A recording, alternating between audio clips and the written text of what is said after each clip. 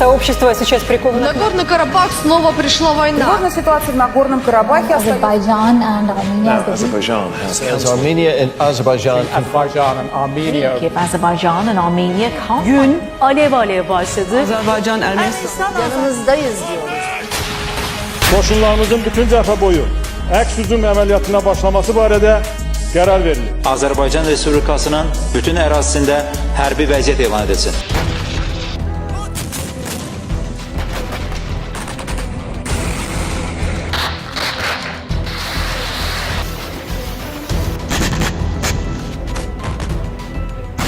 Bəzi torpaqlarımız işğaldan azad olunub. Füzuli bizimdir. Cəbrayıl bizimdir. Zəngilan bizimdir. Qubadlı bizimdir. Ağdam bizimdir. Laçin bizimdir. Kəlbəcər bizimdir. Şuşa bizimdir. Qarabağ bizimdir. Qarabağ Azərbaycan.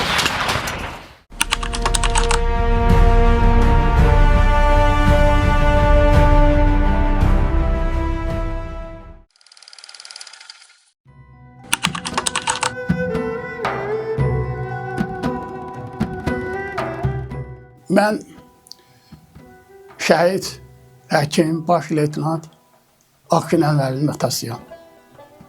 Faiq Abdullayev.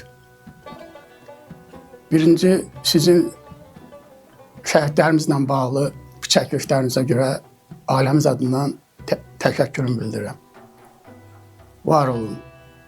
Şəhidləri yaşatmaq uğrunda hərə öz əlindən gələni etməlidir. Siz də bu yoldasınız, sizə uğurlar diləyirəm. Akın Ənvərlinin həyat yolu, onun məktəb illəri, onun oxuduğu təhsil vaxtları, o cümlədən döyüş yolu haqqında sizi məlumatlandırmaq istəyirəm.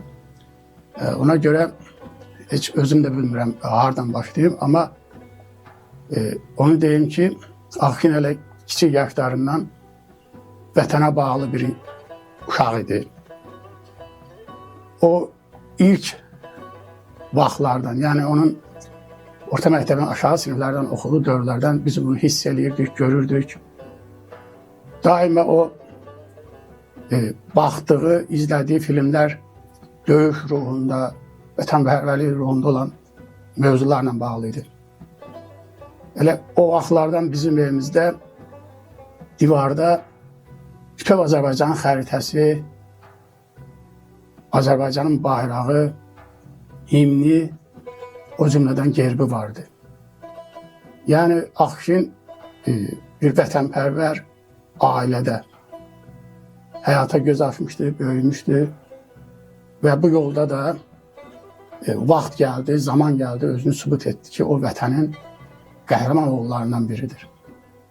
Bəli, Azərbaycan uğrunda, Azərbaycanın müstəqilliyi uğrunda, onun ərazi bütövlüyü uğrunda, ərazilərinin işğaldan azad olması uğrunda bizim çoxsaylı qəhrəmanlarımız var.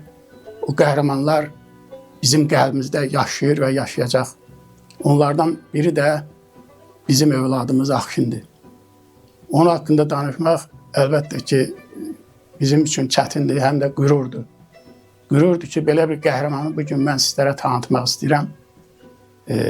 Qısaca olaraq onu bildirim ki, o həkim olmaq istəyirdi, amma bizim arzumuz onun rəssam olmasıdır. Çünki o Qəbələnin İslam Məktəbinin rəssamlıq ixtisasını bitirmişdi, özdə sərgilərdə yüksək nəticələr əldə edirdi. Rayon müsabiqələrində birinci, ikinci yerləri var idi. Onu da deyim ki, hal-hazırda Mədəniyyət Nazirliyinin xüsusi kitab kataloqlarında Akının vaxtilə çəkdiyi, yəni rəssamlıq ixtisasında məktəbdə, İslam Məktəbində təhsil aldığı dövrdə çəkdiyi əsərlər hələ də durur. Amma o bizim fikrimizlə razılaşmadı. O dedi, mən həkim olacağım.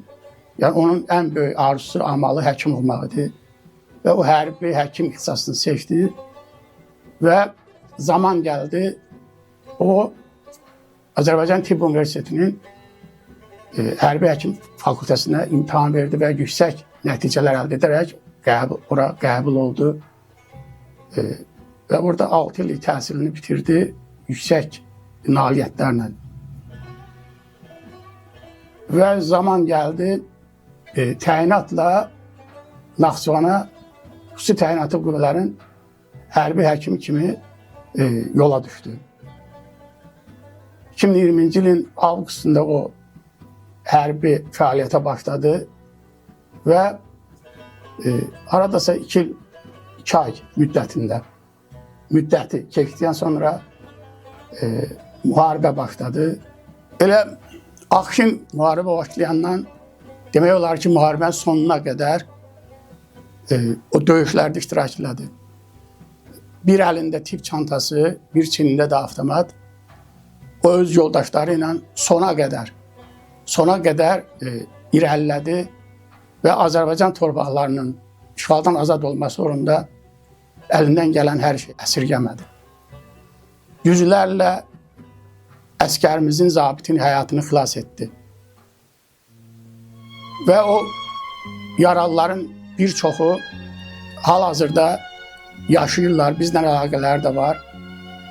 Onlar Ağşinlə bağlı xoş təəssüratlarını bizimlə bölüşürlər. Bəli, Ağşinin müharibədə qəhrəmanlığı bizlərə o vaxt çatdı ki, artıq o dünyada cismən yox idi. Yəni o artıq şəhid olmuşdu. Danışmaq istədiyimiz çox xatirələrimiz var. Qəhrəmanlar unudulmamalıdır. Azərbaycan o mərd, igid qəhrəmanları həmişə yadda qalmalıdır, xatirələrdə qalmalıdır. Onları biz yaşatmalıyıq.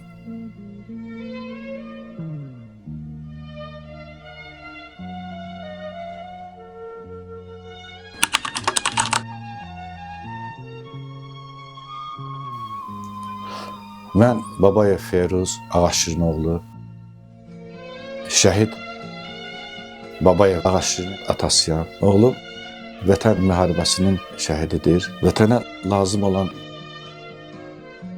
vaxtında hərbi xidmətində olarkən öz vəzifə borcunu yetirərkən şəhid olmuşdur. Həmən döyüş vaxtı evdən zəng eləyib danışarkən anasına, özümə, bacılarına deyirdi ki, bala, nə varsan, nə tərsən?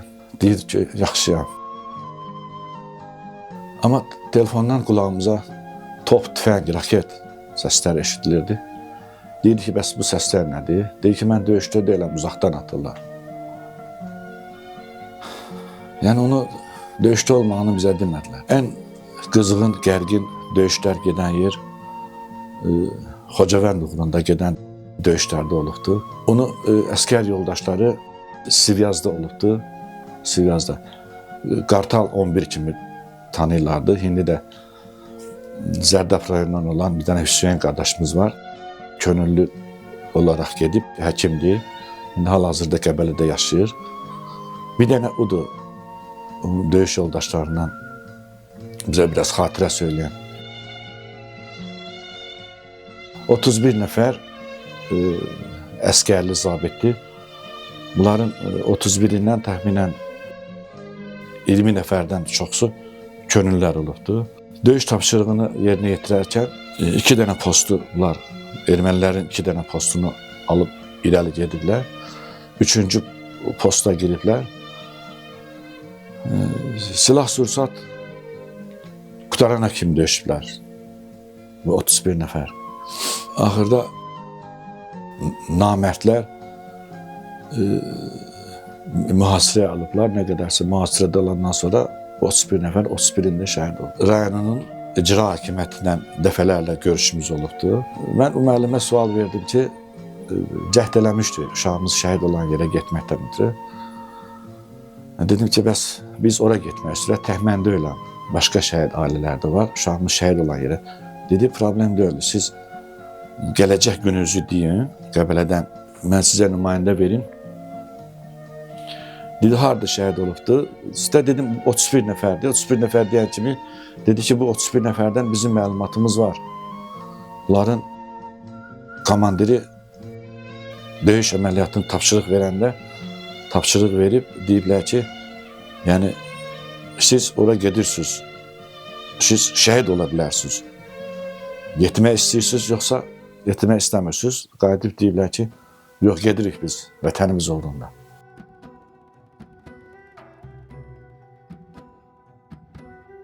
Eyvaz müəllimdir, Xocavəndin icra hakimiyyəti.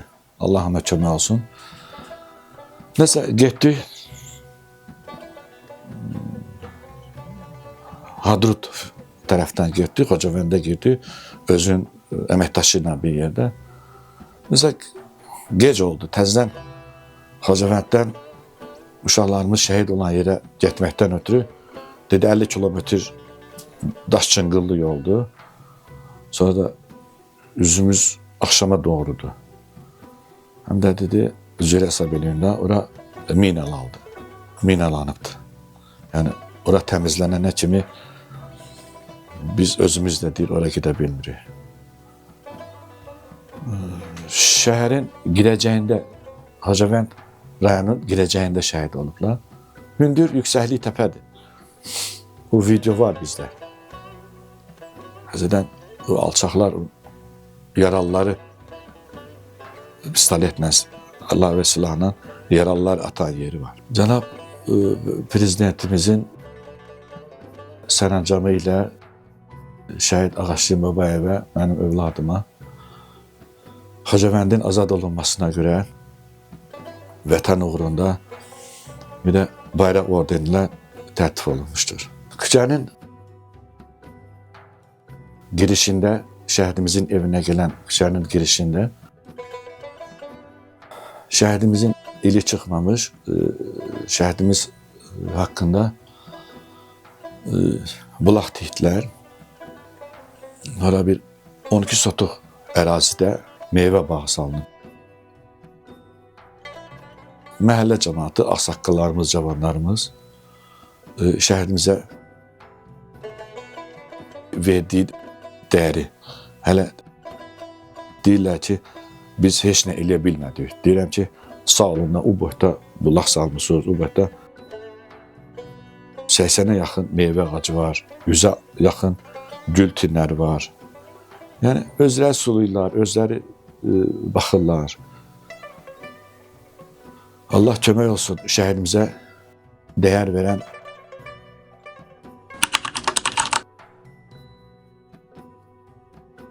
Mən 44 günlük vətən müharibəsinin şəhidi Səfərçinov Xeyir bəyin atası Cəlil Səfərçinov hanım.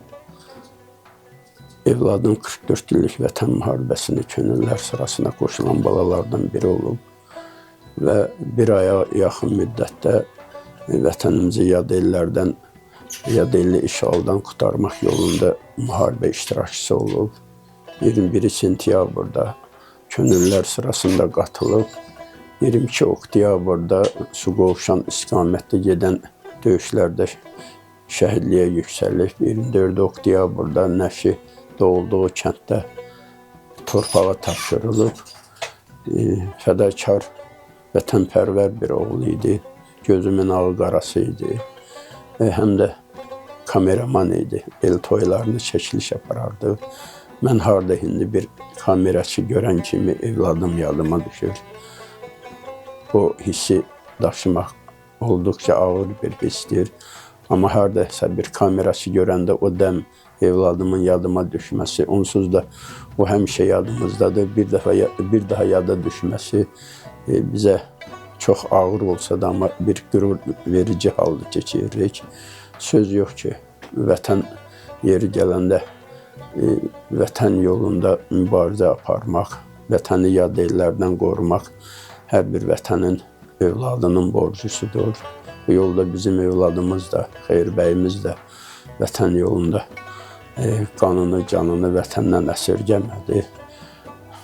Artıq 6-cı ildir ki, biz onsuz yaşayırıq. Sözün doğrusu, buna yaşamaq demək olmaz. Biz də ayaq üstəyik. Bir stəkan çayımızı içirik, çörəyimizi yeyirik, yatırıq, dururuq. Elə bilir yaşayırıq. Yox, buna yaşamaq demək olmaz. Çünki əlində olan dünyanın ən böyük sərvəti əlindən çıxıbsa, buna hansı yaşayışdan söz açmaq olar? Sizə də mən təşəkkür edirəm ki, bugün gəlib evladımın da çəkilişini bax bu halda keçirirsiniz. Evladım haqqında çox danışıram, olduqca çox danışıram. Çox xeyirxah bir adam, evlad idi. Mən deyərdim ki, belə Allah bir peyğəmbər kimi evlad bizə nəsib eləmişdi. O da vətən yolunda şəhadətə qovuşdu. Ruhu şad olsun. Onun ölməz timsalında bir daha bütün vətən şəhidlərin ruhu qarşısında baş əyirəm. Allah şəhidlərimizə rəhmət eləsin. Vətənimizi bir daha Allah ağır sınaqlarla sınamasın. Şəhid balalarımızın yaşatmaq yolunda xalqımız, elimiz həmişə xeyirli addımlar atsın. Çünki eldə kimi dindirsən, bir kəlmə söz eşidirsən ki, o bir evdən çıxdı, elə qayıtdı. O daha elin balasıdır. Əgər elin evladıdırsa, elin də borcu o şəhidləri və şəhidimizi yaşatmaqdır. Allah ruhlarını şad eləsin. Sizə də bir daha təşəkkür edirəm.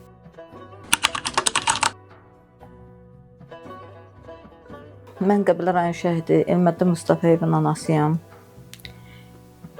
Elməddin evin oğlu olaraq tək evladı idi, oğul evladı idi. Əskər getməmişdən qabaq aşbazlıq bölümündə oxumuşdu, bitirmişdi. Sonra idmanla məşğul idi. 2019-cu iyun 15-də əskəriyə yola düşübdü. Əskəriyə getdikdən sonra o müharibə başlayan devirdə bizim xəbərimiz olmadı, yəni döyüşdə olduğunu. Heç nə demədi bizə, döyüşdə demədi. Amma hər gün bizlə əlaqə saxlayırdı, 3 dəqiqəlıq da varsa əlaqə saxlayırdı, danışırdıq. Əslində olmağını demədi, müharibədə olmağını. Yəni hamı bilirdi, yəni tək mən bilməmişəm müharibədə olduğunu, heç nə demirdi, danışmırdı. Son dəfə oktyabrın 9-cu günü axşamüstü mənə zəng vurdu. Danışdıq, səslər gəlirdi qıraqdan, soruşdum ki, Elməddin, bu nə səsdir? Yəni atışma səsi kimi də səslər gəlir. Dedi ki, narahat olma. Özü də belə boğuq səslə danışırdı. Bilinirdi ki, xəlbət zəng vurub. Hə, dedi ki, narahat olma, mən döyüşdə deyiləm, biz arxa cəbhədəyik, amma qabaqda olubmuş da, qabaqda döyüşürmüş. Dedi ki, mama, özü üzümə hər şey yaxşı olar inşallah, hər şey qismətdir, nə qədər şəhidlərimiz var. Yəni özü üzüm, amma mən qabaqda deyiləm. Amma səslər gəlirdi da, hiss edirdim. Elə 5-3 dəqiqə danışdı. Son sözü də oldu ki, ana mən səni yenə yığacam. Yəni o son danışmamız oldu. Sonra səhərsi günü abidə yaxın idi. Yəni hər gün bizə zəh gəlirdi oğlumdan. Həmin günü gələn elə ki, zəhlər hamısı məni çox qorxudurdu. Niyəsə bilmirdim. Özü vızlatırdı, biz yığırdıq onu. Götürüb, daha günorta üstü idi, zəh gəldi bizə. Elə bildim, Elməddində gördüm də öyle. Biz başqa bir yerdəydik. Mən evə gəldim. Evə gələndən sonra yoldaşım evə gəldi. Yəni belə təlaşlı idi da, çox evə gəldi. Dedi ki, heç nədən qorxma, mən də 2 bacım var. Dedi ki, o bacılarımı çağır evə, qızım da işdəydi. Dedi ki, narahat olma, Elməddin yaralanıb da, yəni Elməddini gətirməyə gedirəm, yaralanıb da. Yəni belə axşam xəbərim oldu şəhid olmasından. Çox ağır bir şeydi. Amma dostları onun şücaətindən danışanda, döyüş yollarından danışanda oğlumla həqiqətən də fəxr eləyirəm. Çünki oğlum heç bir döyüşdən çəkilməyib. Neçə döyüşlərdə olub. Hamısında komandiri belə ağız dolusu danışır. Yəni oğlumla ki, çox şücaətlər olub. Bir dostların tanışlarını itirdikcə daha da özünü qabağa verirdi, qabağa gedirdi. Əskərlər deyir, xilas eləyib. Məsəl üçün, oğlumun bir dostu var, onun videosu da var bizdə. Yəni o mənə video atıbdı səsli ki, mənlə qardaşımı birimizi çiynində, birimizi deyir qucağımıza daşıdı. Biz deyir yaşamağımızı deyir ona borcluyuq da, bizi deyir həkimə yanına da çatdırdı deyir. Yəni bizi deyir xilas elədi da, neçədən deyir dostunun qarşısına. Axırıncı elə bu döyüşdə, bu şəhid olan vaxtı deyir özünü dostun qabağına atdı deyir. Yəni şəhid oldu. Son sözü də anamı qorxuzmayın, anama deyin ağlamasın. Yəni bu sözləri deyibdi. Nə bilim, çox ağır bir dərddir. Ağır olsa da oğlumla fəxr edirəm ki, vətən üçün canını verdi. Yəni başqa pis bir vərdiş olmayıbdı. Çox yaxşı uşaq idi, çox yaxşı evlad idi Elməddin. Mənim çox yəni yandıran şeylərdən biridir ki, mən onsuz özümü çox tək hiss edirəm. Yəni düzdür, qız evladım var. Sürü sayım var. Qız evladım var, amma Elmədinin yerini heç kəs tuta bilməz yəni.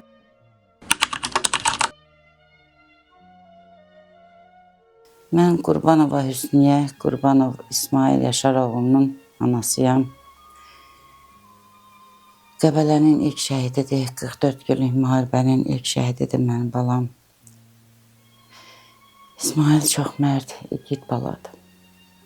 Mənim üçün idi demək çox ağırdır. Təkcə İsmail üçün yox, bütün şəhidlər üçün mən hələ onlara rəhmət sözünü deyə bilmirəm. Bir onu deyə bilirəm ki, məkanı cənnət olsun. Çünki onlar çox körpədilər. İsmail 2018-ci ildə əskəri xidmətə yola düşdü. Beyləqan rayonunun 702-ci hərbi hissəsində qulluq eləyirdi. 3 ay qalmışdı gəlməyinə. Polad Həşimov şəhid olanda generalımız İsmail mənə zəng elədi ki, ana, bilirsən nə olub? Onda da bütün Azərbaycan qan ağlayırdı. O da ki, Qəbələnin igid oğluydu. Dedim, bəli, bilirəm nə olub. Dedi, ana, bilirsən bir ordunun generalının şəhid olması, ordunun generalını şəhid eləməkləri nə deməkdir? Deyirəm, bilirəm, başa düşürəm. Deyir ki, mən, yəni, demək ki, niyə belə oldu sonra? Hələ Polad Həşimov təzə şəhid olmuşdu. Birinci gün idi, Qəbələyə gətirilirdi. Oğlum zəng elədi ki, mənə dedi ki, sonra demək ki, belə niyə oldu? Yəni, sən sual verə bilərsən ki, ana, niyə məni tək qoydun, getdin? Yəni, o sözü mənə demə, bir daha demə. Polad Həşimov şəhid olandan onları 702-dən apardılar Füzulinin ən qaynar nöqtəsinə. Və İsmail heç vaxt demədi ki, o 2 ayda ta müharibə başlayan günnətən. O demədi ki, mən aparıblar, mən ön cəbhədəyəm, mən güllə altındayam, mən burada pis vəziyyətdəyəm. O onun dilinə gətirmədi. Bir dənə dostu var idi, qardaş kimi bir dostu var. Ona oradan şəkillər atdı, bir dənə onu bilirdi ki, deyirdi ki, anam bilməsin, anam bu şəkilləri görməsin, anama demə. Qapıma gələn son şəhid, son anatan, şəhid gələn anatan mən bilmədim ki, balam geyib orada vuruşub. Onu mənə demədi. Heç kimə demədi. Əskər yoldaşları danışırlar, İsmail çox igid olub. Yəni, onun igidlikləri var, hər müharibəyə kimi. Müharibədən sonra da danışır ki, biz güllə yağışının altında deyirim. İsmail mühəndis sapyor, nə deyirlər, mühəndis istehkam bölümünün əskəri idi. Mühəndislik oxuyurdu. 1 ay, 1 il, 3 il idi orada istehkam mühəndisliyini oxuyurdu. Onlar dedi, biz bir gecə idi deyir, güllə yağışının altında deyir, minalardan təmizləyirdik deyir ki, orada irəliyə bilsin. Güllə yağışı deyir, yağış da deyir, çilir. Güllə yağışı deyir, sel kimi gəlir üstümüzə. Biz deyir, qaranlıqdır deyir, tez yıxıldıq deyir, yerə uzandıq. İkimiz deyir, ayrı-ayrı yerdəydik, İsmail ortadaydı deyir, uzandıq deyir. Məhləyə gəldik, İsmail'ə çatdıq deyir, biz ondan deyir, güc alırdıq. O uşağın yazdıqları da var hamısı. Biz ondan deyir, güc alırdıq. Hərəmiz deyir, onun qolunun birinin altına belə girdik, dedi ki, deyir, qorxmayın, qorxmayın, mən buradayam. Heç nədən qorxmayın. Sürünə-sürünə deyir, özümüzə gedib səngərə atdıq deyir. Səhəri deyir, səngərdə açdıq elə. Səhər İsmail, mən deyir, durub baxdıq belə Hadrut tərəfə. Baxdı, mən dedim ki, deyir, biz ora gedib ha vaxt çatacağıq ya Füzulidən Hadrut tərəfə. İsmail dedi ki, deyir, tələsməyin, az qalıbdır. Lap az qalıbdır, tələsməyin. Bəli, o özü bilirdi öz taleyini, özü bilirdi öz igidliyini. Onun üçün atadan da, anadan da hər şeydən əvvəl vətəndir. vətən deyib qalxdı ayağa. Orada da olan əskər yoldaşları mühasirəyə düşür. Xüsusi təyinatlara kömək üçün müraciət edirlər. Və İsmail birinci ayağa durur ki, mən gedirəm. İsmail xüsusi təyinatlarla gedir, onları bir İsmail yox, İsmail'la da mühəndis istehkam bölüyünün 5 nəfər bir zabiti, 4 əskəri gedirlər. Orada onları xilas edirlər. 60 nəfərin heç burnu da qanamır deyir, tam hamısı xilas olurdu, tam bir sakitlik çökür deyir. İstirahət eləməyə bunlar dayanırlar. O anda deyir, təzdən başlayır deyir. Onda minamyot ateşinə tutulurlar. İsmail'la Tərlan var, Sumqayıtlı balası. Onlar şəhid olur. İsmail'in o birisi əskər yoldaşı var, Emin, Göran boydan da uşaq. O İsmail şəhid olan tam bir ildən sonra bizə gələ bildi. Biz hər şeyi tam son dəqiqəsinədən onun dediyini, o orada olub, o şahidi o oldu. O hadisələrin, o uşaq. Onun ayağı protez idi, yəni müalicələrdə idi, hospitallarda idi. Bir ilə kimi gələ bilmədi, bir ildən sonra gəldi. O özü danışdı, bəs belə olub. Yəni hadisə tam son nəfəsinəcən yanında olan uşaqdır. Mən deyir, gözlərimi açdım, deyir, hospitalda İsmail'ı, Tərlanı soruşdum, deyir, başlarını yerlədilər.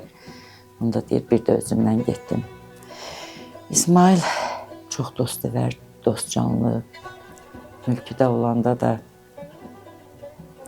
mənim balamın əlləri qabar idi, belə qabarlar idi əskər gedəndə. Atası motorist, maşın ustasıdır, gedib ona kömək eləyirdi boş vaxtı olanda. Özü turizmdə oxuyurdu, oxuyubdu, peşə məktəbini turizmdə oxuyubdu. Mənə zəng eləyəndə dedi ki, mama, mən təxris olub gələndə Türkiyədə təhsilimi davam etdirmək istəyirəm. Mən də ona qarşı çıxmadım. Dedim ki, nə də ürəyin istəyir, elə. Bizim arzularımız var idi. Bizim böyük istəklərimiz var idi. İsmail'la çox arzularımız var idi.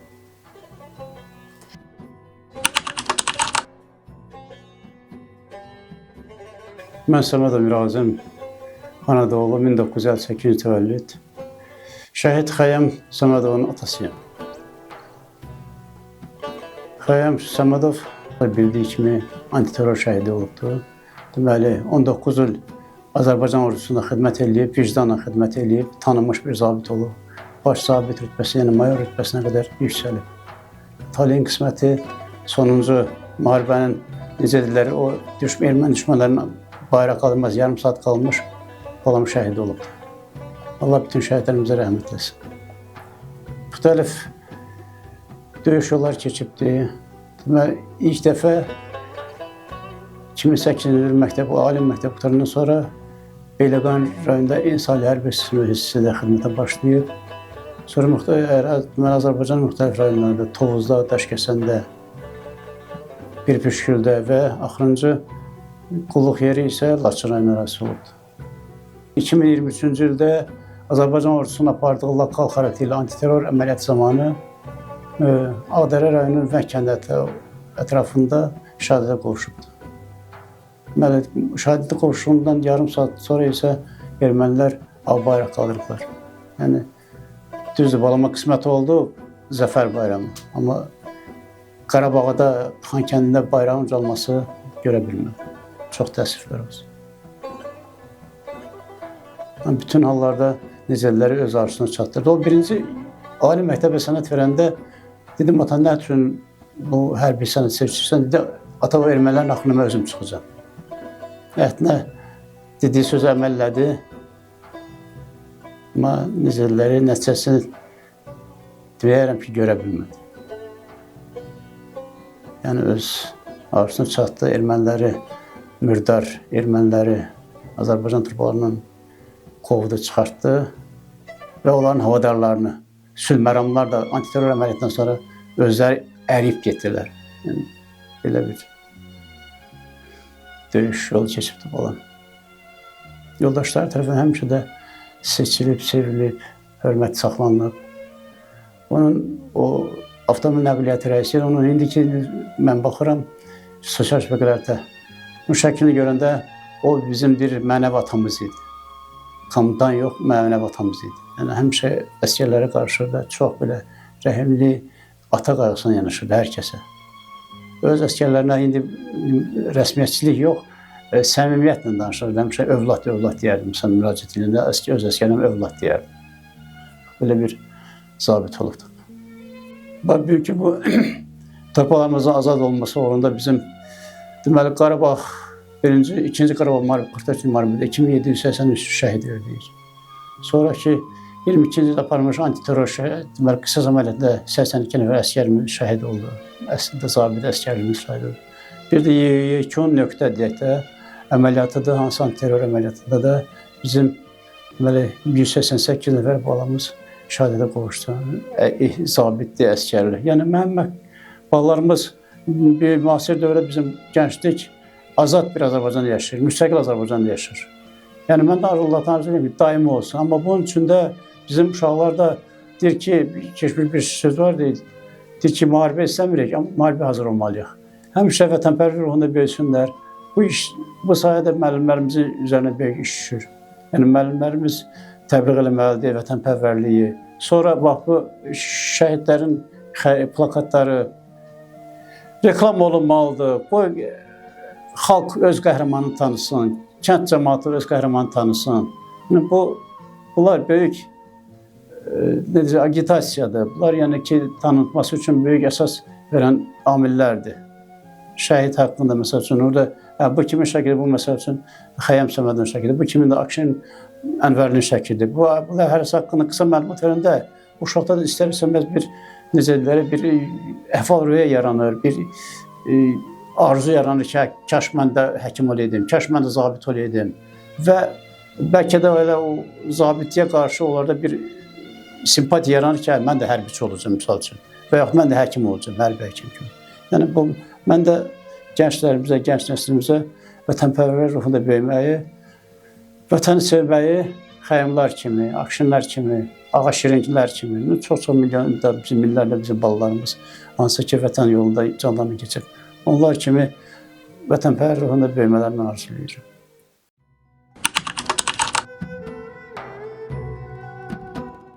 Mən Maarif Həsənovun anası Nəzakət Nəcəfova Göyçay rayon. Maarif 1999-cu ildə anadan olub. 2007-ci ildə 1-ci sinifə gedib. 1 nömrəli orta məktəbdə oxuyub. 2017-ci ildə də 9-cu sinifi bitirib. Göyçay Peşə Liseyinə qəbul olub. 3 il orada oxuyandan sonra əskərliyinə gedib. Maarif əskərliyi Tərtər rayonunda olub. Tərtər rayonunda 1 il 6 ay əskərliyini yola verdi. Gəldi, layıqla da yola verdi. Belə alın açıqlığı ilə. Gəldi, bir 7-8 ay olardı ki, Maarif müharibə başladı. 2020-ci ildə sentyabrın 29-27-si müharibə başladı. 29-a Maarif çağırış gəldi.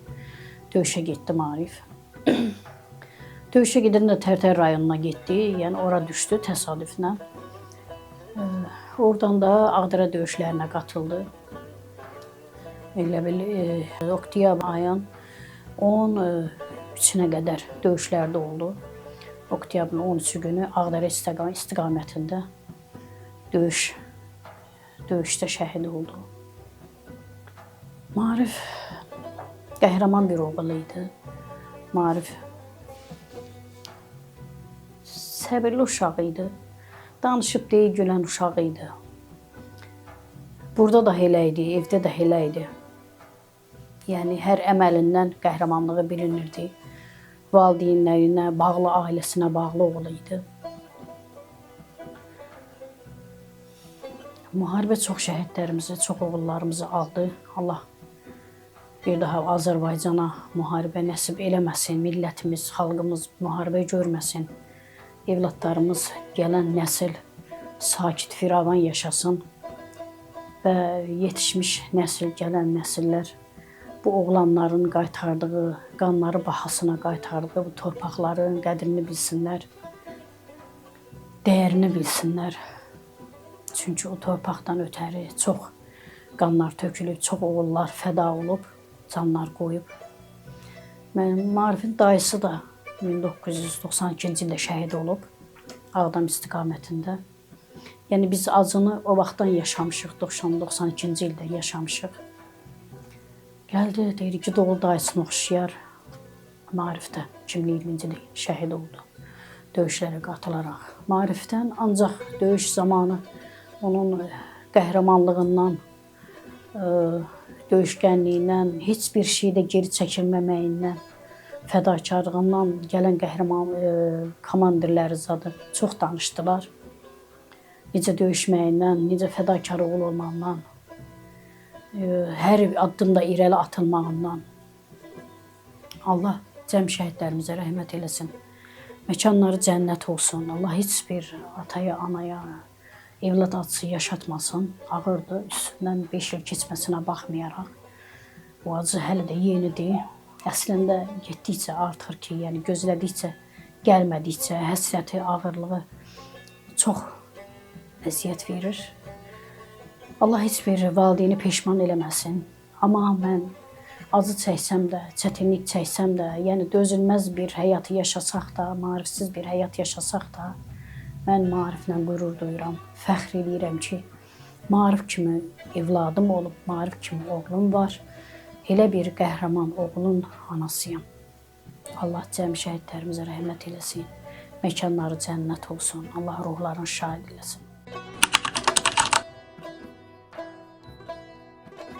Mən Hacıyeva Reyhan, şəhid Hacıyev Toğrulun anası.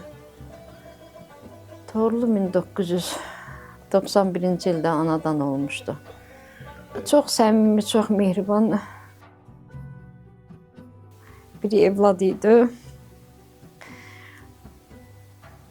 O həmişə hamıya yaxşı, nümunəvi evlad idi. 2010-cu ildə əsgərlikdən gəldi. Gələndən sonra rayonda bir neçə işlərdə işlədi.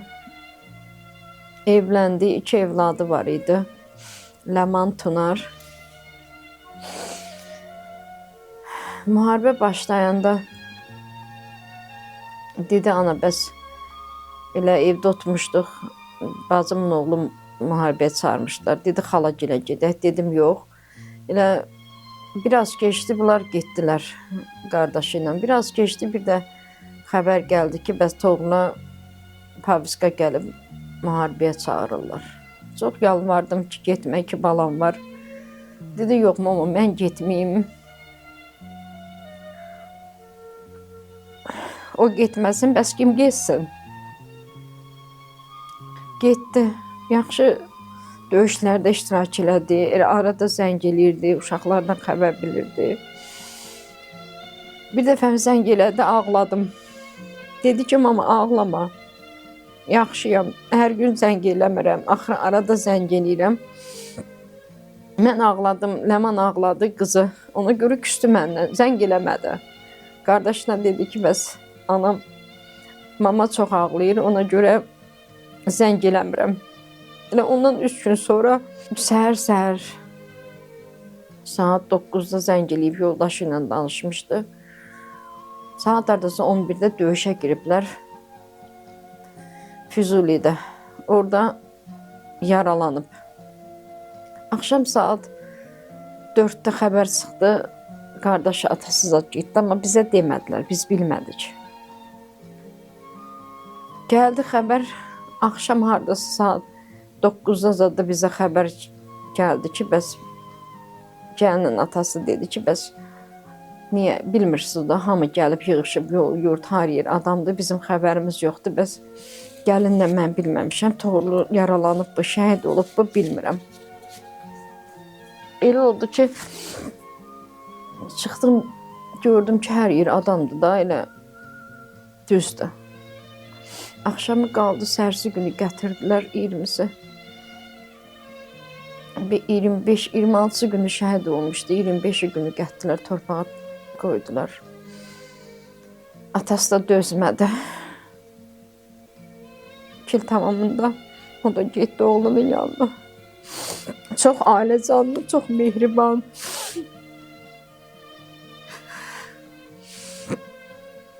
Evlatlarını çox istəyirdi. Ana qədri bilən idi. Uşaq vaxtdan çox səmimi idim. Əskər dostu var, Məmmədov Asif. Deyir, atasına sual verdi ki, Toğrul döyüşməyə səndən öyrənmişdi. Atası deyir ki, hə, mən də öyrədirdim, amma o pastayanı elə bir ki, döyüşlü, müharibəli kinolara baxırdı uşaqlı yaşlarından. Mən ona çox deyirdim ki, ay Toğrul, sən belə kinolara az bax da, adam yuxusuna girir, nə bilim, adam pis olur. O mənə götürdü, dedi ki, mama, sən bilmərsən o kinoların mənasını. Dedim, niyə? Dedi, o kinolarda, dedi, şəhid olur insanlar. O da cavanlar şəhid olur, döyüşə girənlər şəhid olur. Dedim, mən şəhid olacaq, kimsə şəhid olacaq, kimsə yaşayacaq, mən şəhid olacağam. Dedi, sən arvadsan, mama, sən onun mənasını bilmərsən. Şəhid olmanın mənası tamam başqadır, deyir. Onlar, şəhidlər deyir, çox gözəl yaşayır. Onların deyir, nə bilim, həyatları tamam başqa olur. Şəhidlik ən yüksək zirvədir. Arzusu idi, ən böyük arzusu idi ki, şəhid olsun.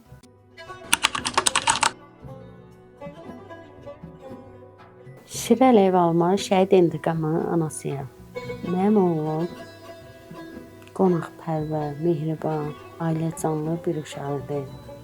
Dəcəl, tağ, rəhmətədir. Mehribançılığı ilə özünə yol açan uşaqdır, dili ilə. 2016-cı ildə yanvarın 26-sı yola saldıq, getdi əskərliyin başa vurub gəldi. Hər şey öz qaydası ilə yaxşı oldu. Özünün komandirləri özünə bir təşəkkürnamə. Yəni, xidmətin yaxşı başa vurdu. Allahın köməkliyi ilə yaxşı qayıtdı, gəldi. Sonra qayıtdı, dedi ki, intiqam sən inşallah Allah qoysa, heç mən də demədim, atası dedi ki, səni inşallah hərbiyə düzüb qoşub hərbiyə qoyarıq. Bir maxı kimi, qızı kimi gedib işləyərsən. O da getdi, işlədi, il yarım heç işləmədi, 8 ay işləyə bildi. 8 ay işlədi. Gəldi, o da bayrağa büküldü, gəldi, şəhid gəldi üstümüzə. Ana üçün çox ağır itkidir, bala itkisi. Görənlər görüb, heç görməyənlər, heç analar, bəzi analar heç görməsin. O qədər onun arzusu vardı, hamısı arzusu ürəyində qaldı. Heç mən gözləmirdim ki, mənim balam mənim üstümə şəhid gələcək. O qədər xəyallar qururduq ki, ana bala deyirdik ki, yaxşı olar da hər şey. Amma biz bilmədik ki, 27-si müharibə qalxar. Üstümə belə şəhid gələr. Allahın qədər qisməti. Yəni, fəxr edici bir gündür ki, yəni, balamla fəxr edirəm ki, başqa yolla, başqa hadisə ilə, yəni, ölməyib də bu şəhidlik zirvəsi də hər adama qismət olmur. Nə bilim, həyatı da Allah rəhmət eləsin. Şəhidlərimizə, analara səbir göçün versin, qazilərimizə can sağlıq versin. Valla biz belədir ki, heç biz bilmirdik ki, onun şəhid xəbərin. Bizə gəldi, əmisi dedi ki, bəs. Heç bizə də demədi əmisi. Əmisi ağlaya-ağlaya oğluma zəng elədi. Bəs, dur, gəl bizə. O da durdu, getdi. Deyim, ehtiram, nə olub belə? Deyir ki, bəs, heç nə əmi çağırıb. Mən də bunun dalınca getdim, gördüm, ağlaşırlar ki, bəs, intiqamı gətirirlər. Nə intiqam, bəs, uşağı gətirirlər. Mən inanmadım düzü ki, mənim oğulda, mənim uşağım şəhid olar. 26-sı günü o mənimlə danışdı. O mənə dedi ki, gələcəm, mənə qarşılayarsan. Amma mən bilmədim ki, onun arzuları nəymiş, o nətər gəlirmiş. Mən dedim, yəqin, 26-sı günü danışanda dedi, qız gətirəcəm. Yəni, qız qaçırdıb gələcəm, yəni mənə yaxşı qalır. O mənə azdırdı. Mən bilmədim, mənim uşağım şəhid gələcək. Deyim, mənə lap yaxşı gətirirsən, niyə qarşılamıram? Gəldi, elə 27-si günü xəbər çıxdı. 28-i də gətiriblər bura şeyə, morqa deyirlər, nə deyirlər, ora gətirib qoydular.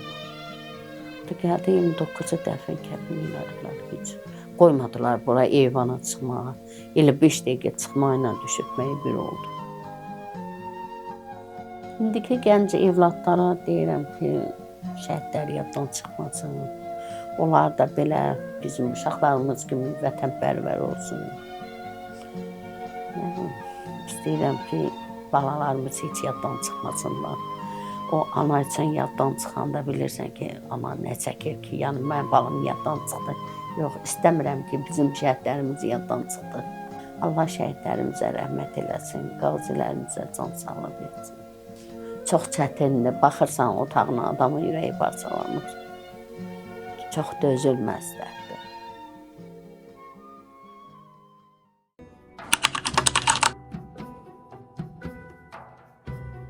Mən Eyvazova Aynur, şəhid Eyvazov Əlinin anasıyam.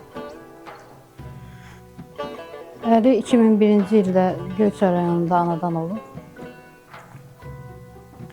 Hərbi orta məktəbi bitirdikdən sonra hərbi xidmətə yola düşüb. Bir il, 2 ay xidmət elədikdən sonra vətən uğrunda gedən döyüşlərə qatıldı 2020-ci ildə. Əli müharibə müddətində bir həftə döyüş bölgəsində döyüşə qatıldığı zamanlar elə danışırdı ki, yəni deyib gülə-gülə danışırdı, belə qorxu hiss eləmirdi. Ermənilərəm amma qan uddururuq deyirdi. Yəni istəmirəm deyir, müharibə dayansın istəmirəm, irəli getmək istəyirəm.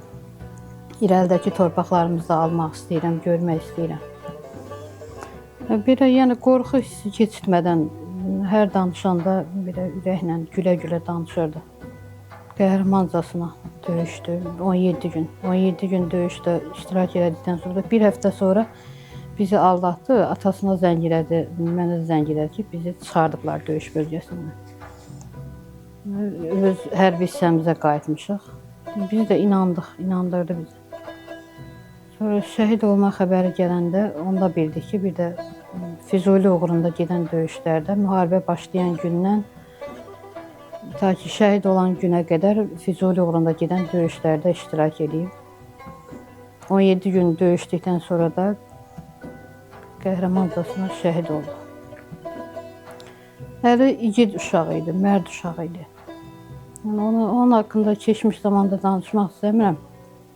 Əskər getməmişdən əmsi oğlu ilə danışanda əmsi oğluna deyib ki, mən şəhid olmaq istəyərəm. Yəni, ona soruşub ki, sən şəhid olmaq istəyərsən, mən istəyərəm deyib şəhid olmaq. Yəni, şəhid olmamışdan 2 gün qabaq axırıncı dəfə zəng eləmişdi bizə. Bizə elə ki, təsəlli verdi. Məndən ötürü darıxmayın, nigaran qalmayın, hamı necə mən də elə. Öz həyatınızı yaşayın. Bizi hazırlayırmış sən deməli. Elə bilirmiş ki, şəhid olacağı gün yaxınlaşır. Bizi hazırlayırmış. Elə 2 gün sonra şəhid olma xəbəri gəldi. Əli şəhid olan günü bizim bir igid vətən uğrunda qurban verdik. Bir igidimiz daha dünyaya gəldi. Bacısının o günü, Əli şəhid olan günü oğlu dünyaya gəldi. Adını da Zülfüqar qoydular. Olsun, şəhidlərin qanı bahasına alındı torpaqlar. İndiki gənclərə də tövsiyə edərdim ki, şəhidlərimiz qanı canı bahasına aldığı torpaqları qorusunlar, müdafiə eləsinlər, vətənpərvər ruhda böyüsünlər. Vətənə, xalqa xeyirli bir evlad olaraq böyüsünlər. Yəni, şəhidlərimizin adına layiq. Vətəni qorusunlar, keşiyində dursunlar.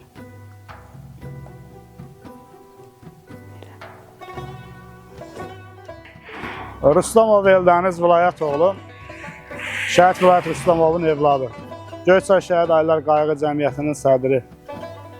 Bugünkü gündə bizim qəhrəman şəhidlərimizin unudulmaması üçün biz qeyri-hökumət təşkilatı olaraq və rayon ictimaiyyəti olaraq əlimizdən gələn əsirgəmirik. Çünki bizim həqiqətən bu zəfərimizin memarı bizim Cənab Ali Baş Komandanımız, prezidentimizdir. Və o zəfəri bizə qazandıran da o qəhrəman şəhidlərimiz, döyüşçülərimizdir. Bu günlərim bizim gənclərə tövsiyəmiz ondan ibarətdir ki, daimi şəhid ailələrinin ziyarət olunması, çünki onların həmişə bir diqqət və qayğıya ehtiyacı var. Yəni düzdür, Göyçay rayonunda yüksək səviyyədə təşkil olunur. Rayon ictimaiyyət tərəfindən, rayon icra hakimiyyət tərəfindən, mühafizə orqanları tərəfindən mütəmadi olaraq şəhid ailələri ziyarət olunur və daimi diqqət və qayğıda saxlayır.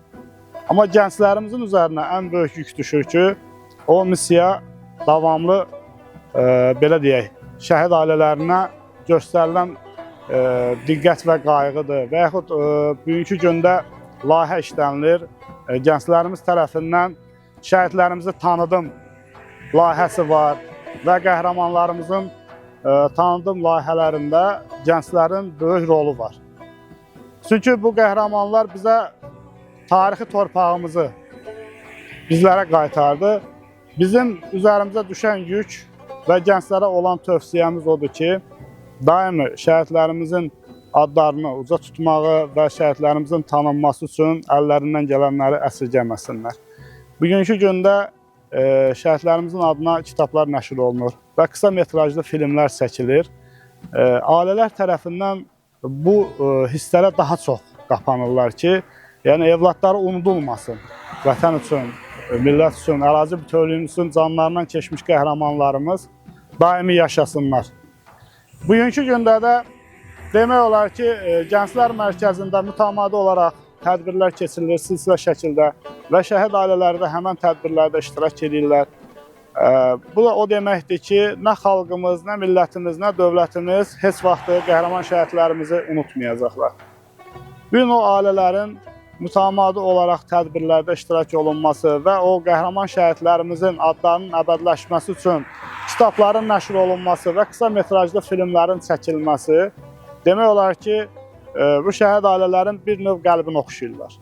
Onlar üçün bir təsəllidirlər. Bizim də həmişə bir amacımız var ki, unutmayaq və unutturmayaq. Bugünkü günü bildiyiniz kimi artıq 44 günlük vətən müharibəsindən baxmayaraq ki, 6 il keçib, hər il dövlət tərəfindən, dövlət başçısı tərəfindən şəhidlərimizin döyüş yolları maraqlanılır və döyüşləri haqqında təklif olunurlar. Orden və medallarla demək olar ki, təklif olunurlar. Bugünkü gündə Göyçay rayonunda Gənclər Mərkəzinin şəhidlərlə bağlı keçirdiyi tədbirlər tərəqqiyə layiqdir. Yəni bir şəhid evladı kimi mən şəxsən qürur duyuram ki, hər zaman şəhid ailələrini diqqət qayğıda saxlayırlar və onların bu tədbirlərdə iştirak olunmasında öz əməklərini əsirgəmirlər. Bir növ, belə deyək, gün onlar öz şirin canlarından keçdilər ki, xalqımız, millətimiz firavan yaşasın, müstəqil yaşasın. Bu günlərim əgər bu torpağın üzərində gəziriksə, yaşayırıqsa, biz onu döyüşçülərimizə və şəhidlərimizə borcluyuq. Bugünkü gündə bildiyiniz kimi dövlət başçısı Cənab Prezident İlham Əliyev Hans rayona gedəndə ilk görüşdüyü şəhid ailələridir. Və bugünkü gündə də quruculuq işləri gedir. Bilirsiniz ki, işğaldan azad olunan torpaqlarda məcburi köçkünlər mərhələli şəkildə doğma el obalarına köçürülür və həmən ərazilərdə də ilk inşa olunan mənzilləri şəhid ailələrinə və döyüşçülərə təqdim olunur. Bu günləri demək olar ki, Heydər Əliyev mərkəzində və Gənclər mərkəzində silsilə şəkildə gənclərin, şəhid ailələrinin evlərinin ziyarət olunması bir növ o ailələrə böyük bir dəstəkdir. Bugün də indi bildiyiniz kimi şəhidimizi tanıdım, qəhrəmanlarımızı tanıdım layihəsi artıq demək olar ki, böyük bir marağa cəlb olunubdur. Bu da o deməkdir ki, o insanlar hər zaman o diqqətə və qayğıya ehtiyacı var. Bu günləri bildiyiniz kimi Azərbaycan gənclərinə daha yüksək yer tutur, daha yüksək dəyər verilir. Çünki Azərbaycan gəncləri demək olar ki, bütün dünyada Azərbaycanı tanıdırlar. Bu günlərin ən yük, belə deyək, Azərbaycan gənclərinin və gənclərimizin üzərinə düşür ki, bu gün qəhrəman şəhidlərimizin adlarının əbədiləşməsi və o ailələri ziyarət olunması mütəmadi olaraq demək olar ki, ən çox gənc nəslin üzərinə düşür. Çünki gənc nəslin üzərinə düşən yük gələcəyimiz üçün, bu qəhrəman şəhidlərimizin tanınması üçün, tanıdım üçün və unutmaması üçün demək olar ki, ən ağır yük gənclərimizin üzərindədir. Və bu gün də o qədər savadlı və ziyalı gənclərimiz böyüyür ki, həqiqətən mən inanıram ki, heç vaxtı bu gənclər bu qəhrəman şəhidlərimizi və döyüşçülərimizi heç vaxt unutmayacaq. Göyçay şəhid ailələr adından və bir şəhid evladı olaraq Azərbaycan Respublikasının Gənclər Fonduna və Göyçay Gənclər İnkişaf Mərkəzinin kollektivinə və rəhbərliyinə öz təşəkkürümüzü bildiririk ki, daimi şəhid ailələrimizin yanındadılar, daimi diqqət və qayğılarını əsirgəmirlər.